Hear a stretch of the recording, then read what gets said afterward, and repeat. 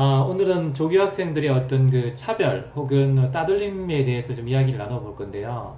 저희 조교학을 하고 있는 학생 중에 한 명이 이런 어떤 내용을 보내왔어요. 인종 차별을 느끼고 있다고 이렇게 하고요. 그 다음에 친구들 사이에 마음고생이 심한데 어떻게 하면 좋겠냐.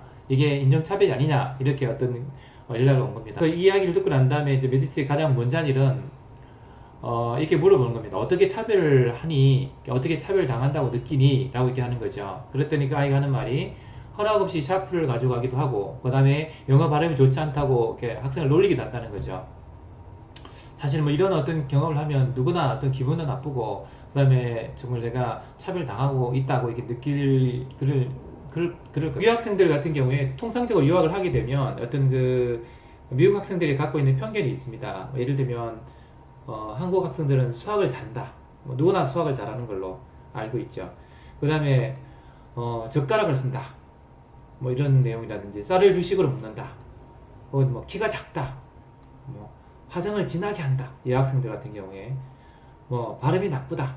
뭐 이런 어떤 생각을 갖고 있는 경우가 많고요. 그래서 이런 것들에 대해서 사실은 어쩌면 당연한 것이긴 하지만 미국 학생들의 어떤 몇몇 학생이 주동이 되어서 이런 내용들을 친구들끼리 뭐 속닥속닥 그러고 자기들끼리 이야기하고 이렇게 하는 겁니다. 그 이야기를 만약에 듣는다면 굉장히 기분이 나쁘죠.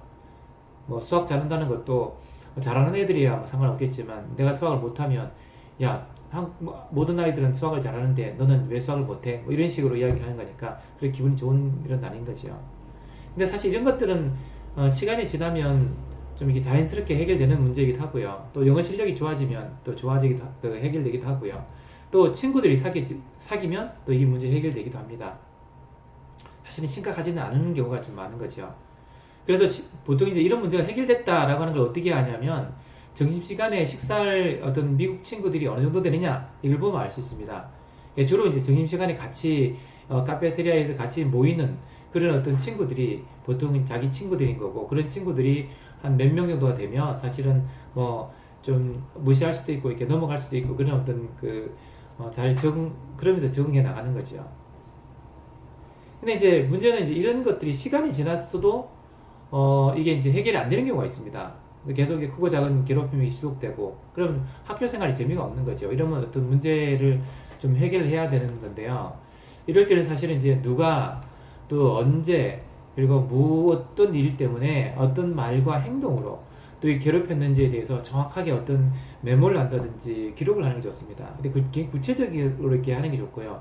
그런 다음에 유학원이나 혹은 이제 지역 관리자에게 도움을 청하면 이제 우리가 다시 한번 학생들에게 사실로 확인해서 어떤 이걸 이제 이게 정말 문제가 있다라고 판단되면 학교에다가 연락을 해서 이제 하게 됩니다. 그럼 학교에서는 이제 카운셀러나 혹은 학교 선생님들이 이제 해당 학생들을 불러서 이야기 자초정을 들어보기도 하고, 그 다음에 만약 잘못했으면 사과도 시키고, 이렇게 해서 이제 문제를 이렇게 하나씩 해결해 나가는 겁니다.